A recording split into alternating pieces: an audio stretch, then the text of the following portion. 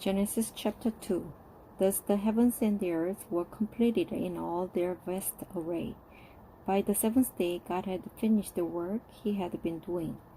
So on the seventh day he rested from all his work.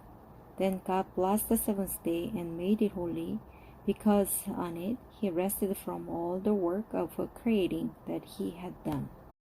This is the account of the heavens and the earth when they were created, when the Lord God made the earth and the heavens.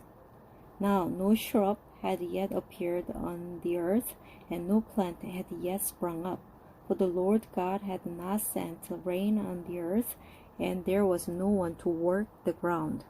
But streams came up from the earth and watered the whole surface of the ground. Then the Lord God formed a man from the dust of the ground and breathed into his nostrils the breath of life, and the man became a living being.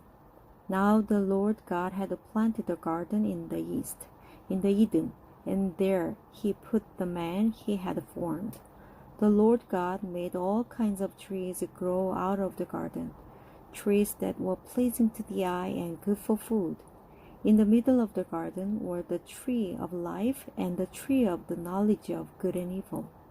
A river watering the garden flowed from Eden. From there it was separated into 4 headwaters. The name of the first is the Pishon. It winds through the entire land of Havilah, where there is gold. The gold of that land is good. Aromatic resin and onyx are also there. The name of the second river is the Gihon. It winds through the entire land of Cush. The name of the third river is Tigris. It runs along the east side of Asher. And the fourth river is the Euphrates. The Lord God took the man and put him in the Garden of Eden to work it and take care of it.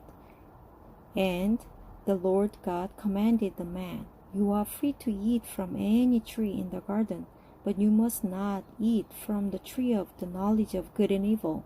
For when you eat from it, you will certainly die." The Lord God said, "It is not good for the man to be alone. I will make a helper suitable for him."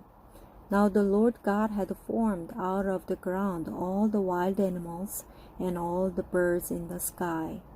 He brought them to the man to see what he would name them, and whatever the man called each living creature, that was its name.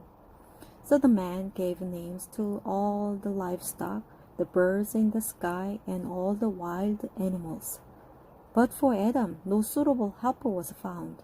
So the Lord God caused the man to fall into a deep sleep. And while he was sleeping, he took one of the man's ribs, and then closed up the place with the flesh. Then the Lord God made a woman from the rib he had taken out of the man, and he brought her to the man.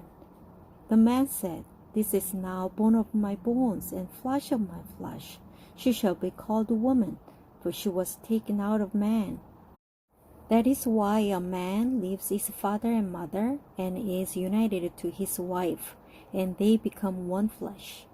Adam and his wife were both naked, and they felt no shame.